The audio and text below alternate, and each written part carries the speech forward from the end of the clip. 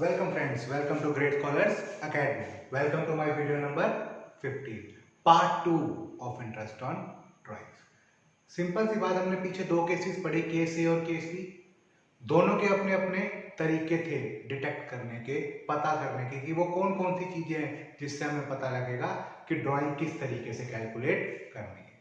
First वाले case के अंदर क्या था, वहां पर आपकी डेट गिवन नहीं थी।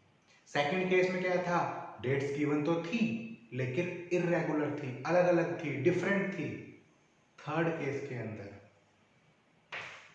Regular dates are given. Regular dates का मतलब एक जैसी डेट्स होगी। एक जैसी डेट्स का मतलब सीक्वेंस में होगी, सीरीज में होगी, रेगुलर इंटरवल्स पे होंगी। ठीक, सेम अमाउंट इज विड्रॉन। पिछले वाले केस बी के अंदर क्या हो रहा था, कभी 8,000 रुपए निकाल रहा था, कभी 10,000, कभी 12,000, कोई अमाउंट फिक्स नहीं थी। लेकिन यहाँ पर बिल्कुल फिक्स है। ये बिल्कुल ऐसा है जैसे पापा से मुझे पॉकेट मनी मिलती है, 1 तारीख को कहते हैं पापा बेटा 1 तारीख को अपनी पॉकेट मनी ले लिया कर, तो हर महीने पहुंच जाता हूँ पॉकेट मनी लेने 1 तारीख को। क्या पापा हर बार चेंज करते हैं पॉकेट मनी? नहीं, सेम देते हैं। तो रेगुलर डेट्स यानी कि रेगुलर इंटरवल पे, अब मुझे पता है 1 जनवरी को मिल गई तो अगली पॉकेट मनी कब मिलेगी? 1 फरवरी को। तो ये है इसका बेसिक सा थीम। तो रेगुलर इंटरवल्स पे होगा डेट और सेम अमाउंट, हमेशा सेम अमाउंट रहेगी। तो जैसे एवरी मंथ, हर महीने, एवरी क्वार्टर, हर तीसरे महीने, ये सब चीजें इसके हिंट है। हमेशा सेम अमाउंट निकलेगी। तो देखें, 1 अप्रैल को पार्टनर्स विड्रॉ कर रहे हैं 10,000, 1 मई को, 1 जून को, तो जो डेट्स आपके पास दे रखी है वो सेम है। यानी कि महीने की पहली तारीख को ड्राइंग्स हो रही है, कोई कंफ्यूजन? दूसरा, सेम अमाउंट, हर महीने 10,000 रुपए ही निकाल रहे हैं।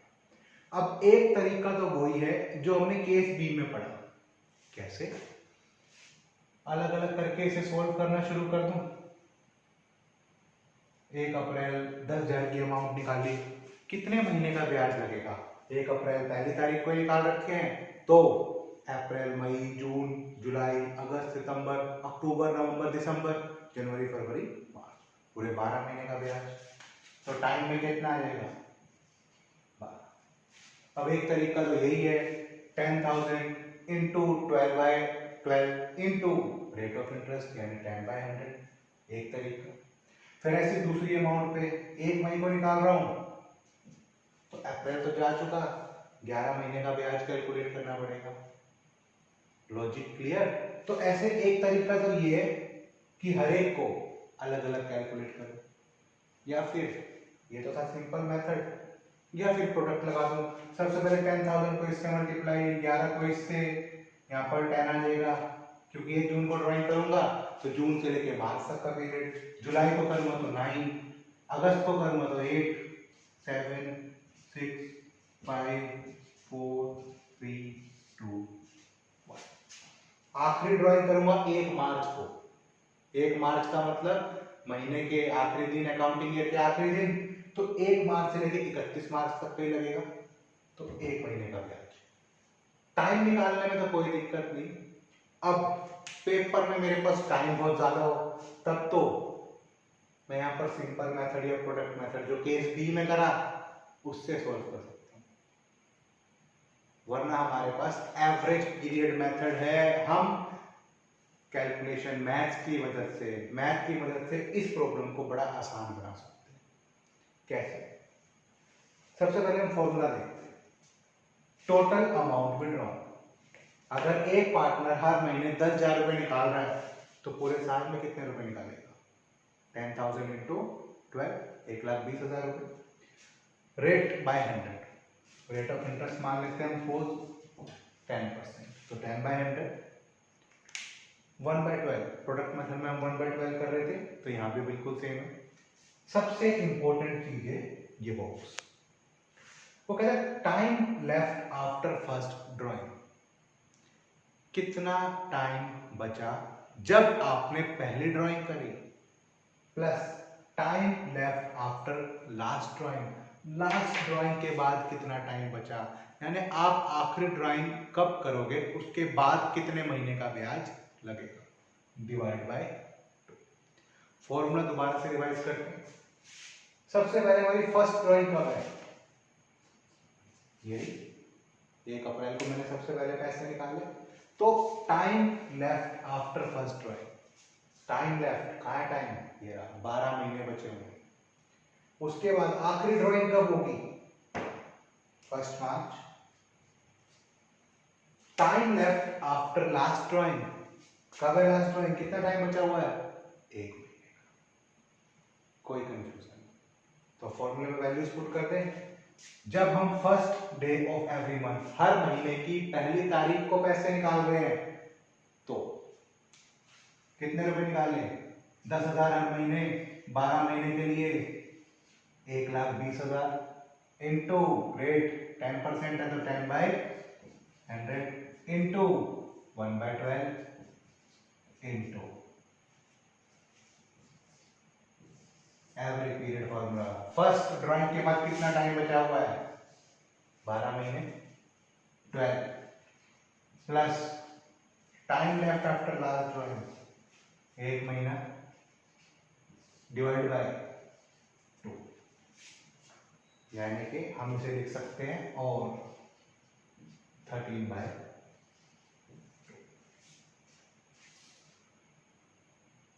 क्लियर? कोई कंफ्यूजन? अब एक तो मैं आधा घंटा लगा के सिंपल मेथड या प्रोडक्ट मेथड से करता, तब भी आंसर वही आता। अब मैंने शॉर्टकट मेथड लगा लिया, तब भी आंसर वही आए। तो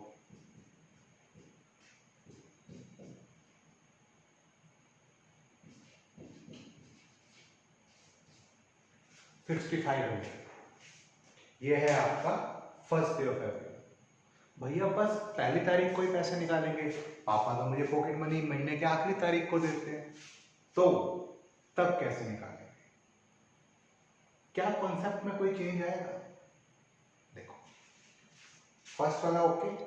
अब क्या हो जब मैं ड्राइंग्स महीने के आखिरी दिन करूं?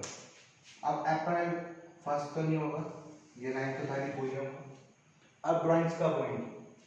आखिरी तारीख को, अप्रैल 30, मई 31, जून 30, जुलाई 31, अगस्त 31, 30,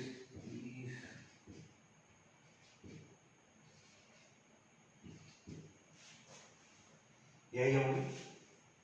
अभी भी मैं ड्राइंग्स कितनी बार करूंगा? 12 बार, यही होगा। या कोई कंफ्यूजन? अमाउंट सेम है, तो मैं कितनी बार पैसे निकालूंगा?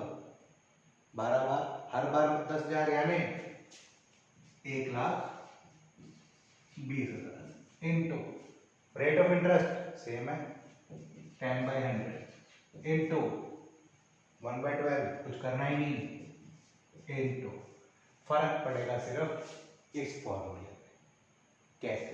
देखो, अब जब मैं अप्रैल 30 को पैसे निकालूंगा तो अप्रैल का पूरा महीना जा चुका, कितने महीने का ब्याज लगेगा? अब ब्याज शुरू होगा मई से। ध्यान देने वाली बात, अप्रैल 30 को पैसे निकाले मतलब अप्रैल पूरा जा चुका, तो मई, जून, जुलाई, अगस्त, सितंबर, अक्टूबर, नवंबर, दिसंबर, जनवरी, फरवरी, मार्च, 11 महीने का ब्याज। तो अब यहां पर हम लगाएंगे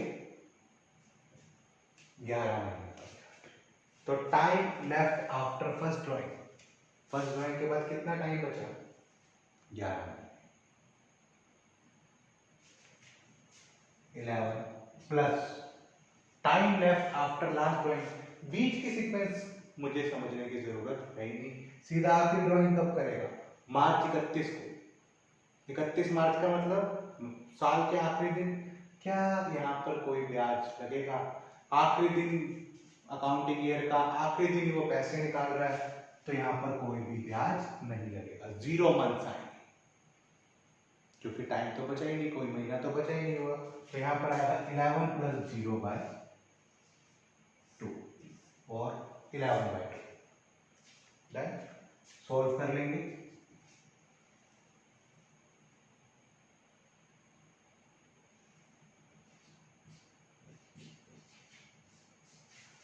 सॉल्व करेंगे तो आपका इंटरेस्ट ऑन ड्राइंग आ जाएगा 5500। कोई कंफ्यूजन? इस तरीके से आपके 8 केस बनते हैं, 8 केस बनते हैं। अगर लॉजिक समझ गया तो 8 केस एक जैसे हैं, अगर लॉजिक नहीं समझा तो 8 केस अलग अलग हैं। देखो 2 केस क्लियर।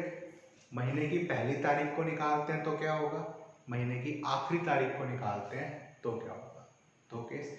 तीसरा केस है जब महीने के मिडल, बीच की तारीख में निकालते हैं, तो एक महीने की बीच की तारीख कौन सी होगी, अप्रैल का बीच का महीना 15 तारीख, 15 अप्रैल। तो अब मैं पैसा कब निकाल रहा हूं, ना महीने के आखिरी दिन निकाल रहा हूं ना महीने के पहले दिन निकाल रहा हूं, मैं निकाल रहा हूं मिड में।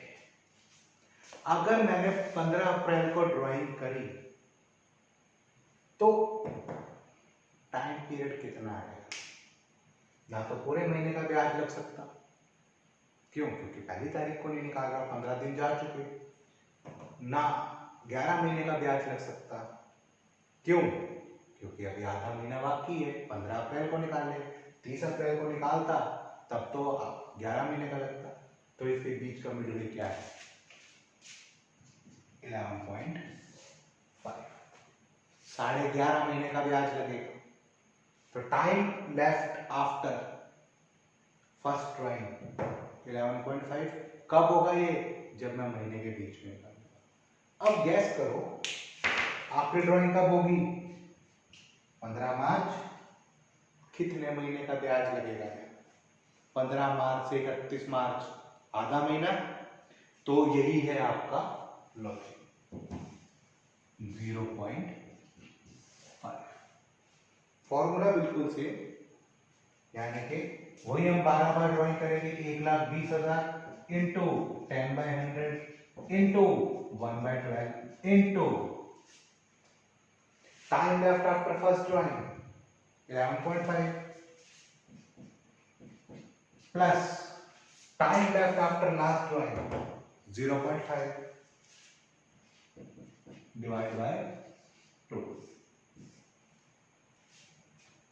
यानी कि आप पाइएगा 12/2 और 6 भी लिख सकता हूं। तो जब इसे हम सोल्व करेंगे तो आपका आंसर आएगा ₹6,000।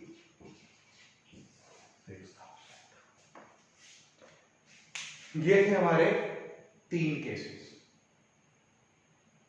यहां तक कोई कंफ्यूजन। अब आपके पास नेक्स्ट 3 केसेस आ जाते हैं क्वार्टर से रिलेटेड। अभी तक हमने मंथ से रिलेटेड पढ़े थे, यानी कि अभी तक हम हर महीने पैसे निकाल रहे थे, लेकिन अब हम हर क्वार्टर पे पैसे निकालेंगे। क्वेश्चन में किस तरीके से लिखा होगा, partners are withdrawing money at the beginning of every quarter, या at the end of every quarter, या in the mid of every quarter. तो इसका मतलब क्वार्टर कितने महीने का हुआ, 3 महीने का, तो हमने अपने 12 महीनों को 4 हिस्सों में बांट दिया, एक क्वार्टर बना दिया। तो वो कहता है कि जब मैं ड्राइंग्स कर रहा हूं, ये मेरा केस 4 है जिसके अंदर मैं पढ़ूंगा कि drawings are made at the beginning of each quarter. तो हर तीसरे महीने, सॉरी हर चौथे महीने में पैसे निकालूंगा। तो एट द बिगिनिंग, तो सबसे पहले ड्राइंग कब करूंगा, 1 अप्रैल को। दूसरी ड्राइंग कब करूंगा, अब जब 3 महीने कंप्लीट हो जाएंगे, 1, 2, तो दूसरी ड्राइंग में करूंगा 1 जुलाई को, उसके बाद 1 अक्टूबर को, और उसके बाद 1 जनवरी। सिर्फ 4 बार ही ड्राइंग करूंगा। तो सारी अमाउंट से मुझे कोई मतलब नहीं, सिर्फ मुझे कौन सी चीजों पर फोकस करना है। फॉर्मूले के हिसाब से एक तो बिगनिंग वाला जब मैं पहली ड्राइंग करूंगा, और एक एंड वाला जब मैं आखिरी ड्राइंग करूंगा। अब जब मैं पहली ड्राइंग करूंगा तो 1 अप्रैल है, तो टाइम कितना आएगा, अगर मैं 1 अप्रैल को पैसे निकालता हूं तो कितने महीने का ब्याज देना है, 12। आखिरी ड्राइंग मेरी कब होगी, 1 जनवरी। तो 1 जनवरी को अगर मैं पैसे निकालूंगा तो जनवरी, फरवरी और मार्च। कोई कंफ्यूजन, डन। तो इसका बेसिक सा फंडा, कितनी बार ड्राइंग्स करी, 10-10 हजार रुपए कितनी बार निकाले, 4 बार। तो 40,000 into rate of interest 10/100 into 1/12, same है ही formula. Time left after first drawing, पहली ड्राइंग के बाद कितना टाइम बचा हुआ है, 12 महीने, प्लस आखिरी ड्राइंग कब होगी, 1 जनवरी को, कितना टाइम बचा हुआ है, 3 महीने, 12 प्लस 3/2, 15/2। कोई कंफ्यूजन, आसानी से सोल्व कर सकते हो। दूसरा केस है eight the end of every quarter, quarter के एंड में, आखिरी तारीख, इसको तो सोल्व करूंगा, बिगनिंग वाला आंसर आ जाएगा। अब ये मेरा क्वार्टर है 3 महीने का, इसकी आखिरी तारीख कौन सी होगी, ये वाली, ऐसे इसकी आखिरी तारीख ये रही, इसकी आखिरी तारीख यहाँ होगी और इसकी आखिरी तारीख यहाँ होगी, यानी जून 30 को यही होगा, सितंबर 30, दिसंबर 31, मार्च 31, यही मेरी ड्राइंग्स की डेट होगी। फॉर्मूला क्या बन जाएगा, वही 4 बार पैसे निकाल रहा हूं तो 40,000 रुपए निकालूंगा, into rate of interest 10/100 into 1/12, time left after first drawing.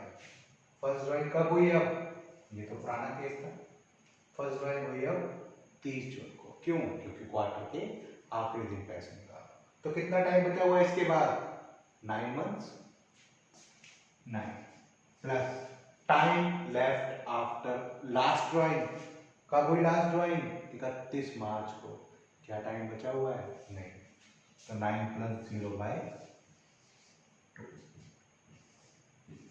इसे सोल्व करूंगा तो आंसर आ जाएगा।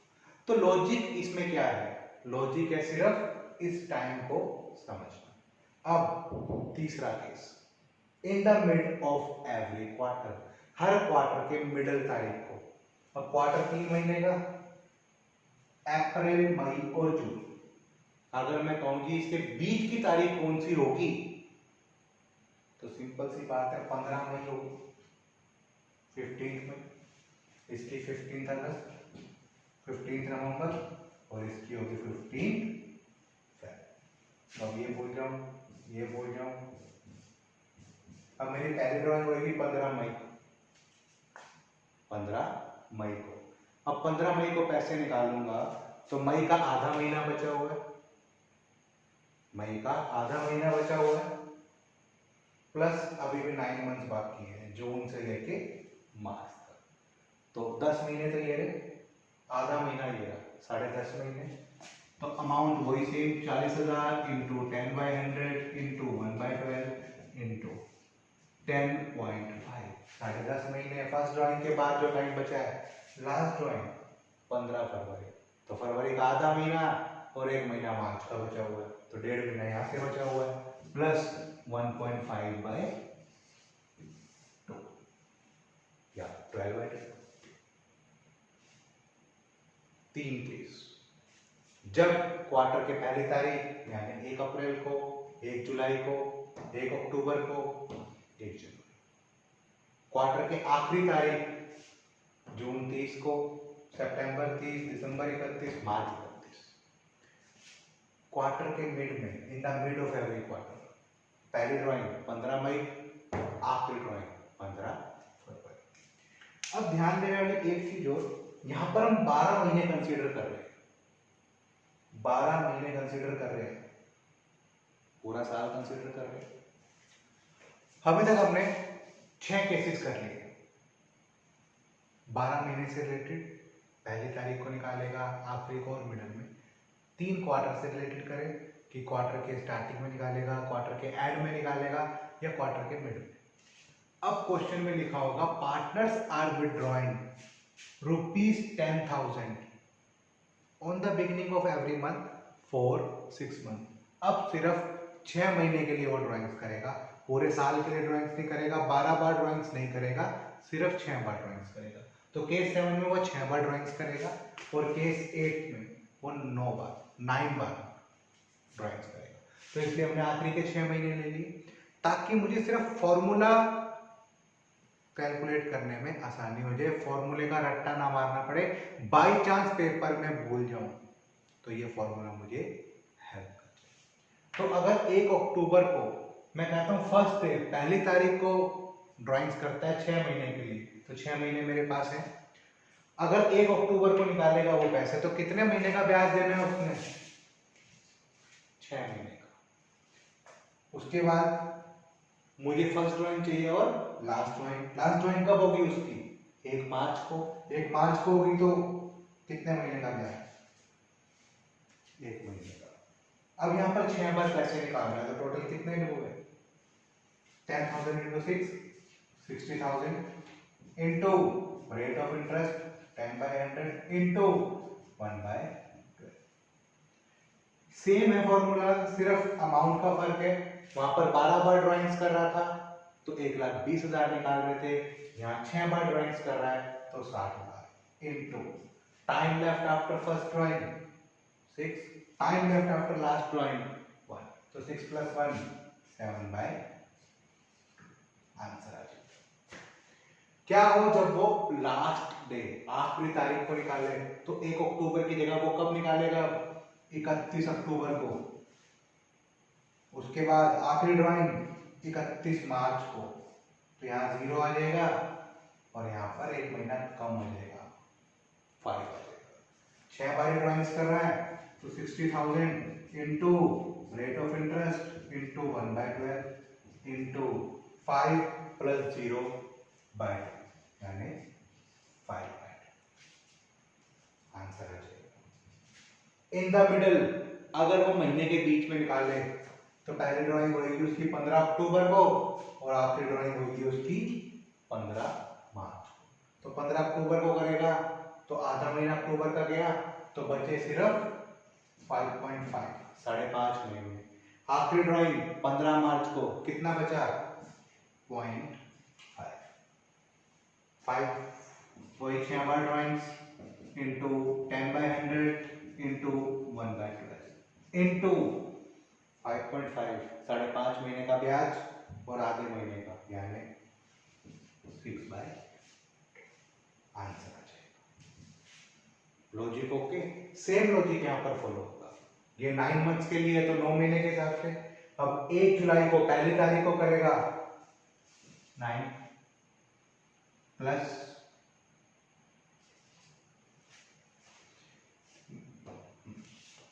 1 जुलाई को निकालेगा तो जुलाई से लेके आखिरी तक का ब्याज लगेगा, या कोई कंफ्यूजन हो इस चीज में? तो 1 जुलाई को जब उसने पैसे निकाले तो first day of every month 49, कितने रुपए निकले? 10,000 हर महीने, तो 9 महीने के लिए 90,000 into rate of interest 10/100 into 1/12। अब फॉर्मूला क्या था? टाइम, फर्स्ट ड्राइंग के बाद 9 महीने, आखिरी ड्राइंग के बाद 1 महीना, तो सिंपल सी बात 9 + 1/2। कोई कंफ्यूजन यहां? इसके बाद लास्ट डे, महीने की आखिरी तारीख को, यानी जुलाई, 31 जुलाई आएगी। अब कितने महीने का ब्याज रह गया? 1 2 3 4 5 6 7 8 महीने का ब्याज रह गया। आखिरी ड्राइंग्स कब होगी? 31 मार्च को। तो 90,000 9 बार पैसे निकाले, 10/100 इंटू 1/12 इंटू 8 + 0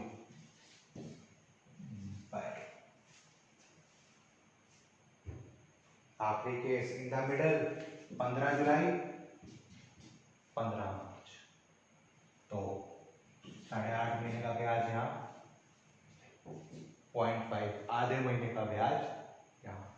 तो 9 बार ड्राइंग्स 90,000 इंटू 10/100 इंटू 1/12 इंटू 8.5 और 0.5 9/, आंसर है। लॉजिक है सिर्फ इस कैलकुलेशन में और इस अमाउंट, बाकी सारी की सारी अमाउंट, रेट ऑफ इंटरेस्ट 1/12 पूरे 8 के 8 केसेस में सेम है। एक केस का लॉजिक समझ में आ गया तो बाकी सारे केस आसान। यही है हमारा इंटरेस्ट ऑन ड्राइंग्स। ये शॉर्टकट मेथड्स थे केस सी में, देखने में थोड़ी सी लेंथी हो जाएगी वीडियो, लेकिन समझना बहुत जरूरी है। कोई भी एक केस पूछ लिया, वीडियो के पैसे वसूल। Thank you.